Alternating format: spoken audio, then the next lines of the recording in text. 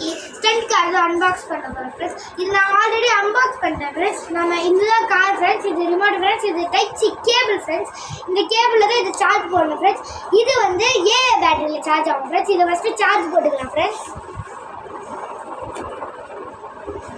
இப்போ இது சார்ஜ் ஆகுதா இல்லையான்னு தெரியறதுக்கு என்ன பண்ணணும் ஃப்ரெண்ட்ஸ், இதான் இங்கே ரெட் லைட்டில் எரியணும் ஃப்ரெண்ட்ஸ். அப்போ தான் இது சார்ஜ் ஆகுதுன்னு அர்த்தம் ஃப்ரெண்ட்ஸ். இங்கே பாருங்கள் ஃப்ரெண்ட்ஸ், ரெட் லைட் எரிஞ்சு சார்ஜ் ஆகுது.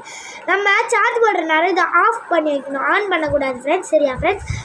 இப்போ நம்ம இதை அப்படி சார்ஜ் ஆகிறதுக்கு அப்படி வச்சிடலாம் ஃப்ரெண்ட்ஸ். இனி இந்த இதுக்கு நம்ம வந்து பேட்டரி செட் பண்ணிடலாம் ஃப்ரெண்ட்ஸ். இதுக்கு டபுள் ஏ பேட்டரி தான் ஃப்ரெண்ட்ஸ் போடணும், அது மற்ற பேட்டரி எல்லாம் போட முடியாது ஃப்ரெண்ட்ஸ். இது கழட்டிக்கிட்டேன் ஃப்ரெண்ட்ஸ். டபுள் ஏ பேட்டரி நான் போட்டுக்கிறேன் ஃப்ரெண்ட்ஸ்.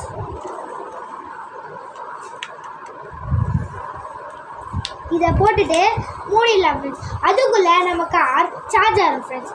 ஆனால் கார் சார்ஜ் ஆகிறதுக்கு மட்டுமே 2 hours ஆகும் ஃப்ரெண்ட்ஸ். 2 hours-குள்ளே நம்ம இந்த வேலையை முடிக்க முடியாது ஃப்ரெண்ட்ஸ். 2 hours இனி இதை முடிச்சுட்டு 2 hours நம்ம வெயிட் பண்ணலாம்.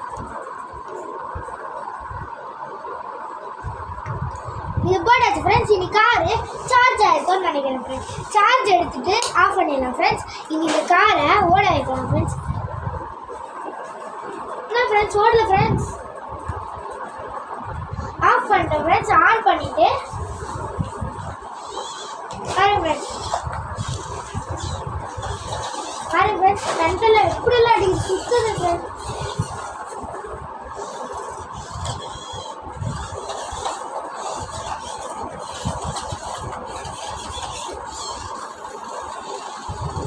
பாருங்க தலை சுற்றி கீழே போயிட்டு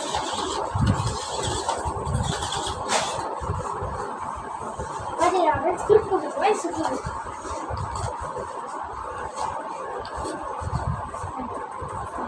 பாருங்க